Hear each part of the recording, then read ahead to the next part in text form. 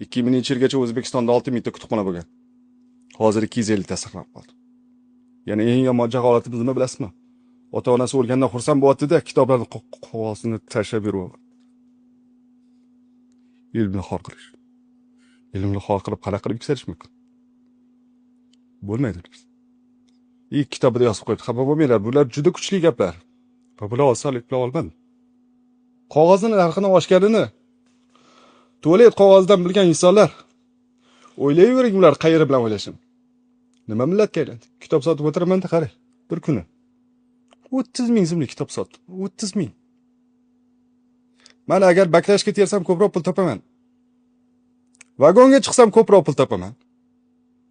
Yonimda bir ayol o'tiradi. Satli biroq gadoychilik qildi deb 1,5 million so'm pul topdi. Undan ham ko'proq pul. Yomon alam qildi-da. Nima bilasizmi? Degan buni ham keltirib bergan, hammasi kitoblarda yozilgan. Degan aytadi.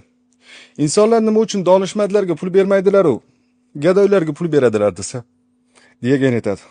Ular ahmoq emas, bilishadi ko'r va kar bo'lib qolishligi mumkinini. Gadoy holatiga tushishligi mumkinligini. Lekin ular bilishmaydiki, hech qachon donishmand bo'la olmasligidan. Donishmandliklar ularga alam qiladi. Berishmaydi. Savol berishga qo'rqib qoldim to'g'risi. Chunki mana bergan savol bilan sizda dardingiz uyg'ondi.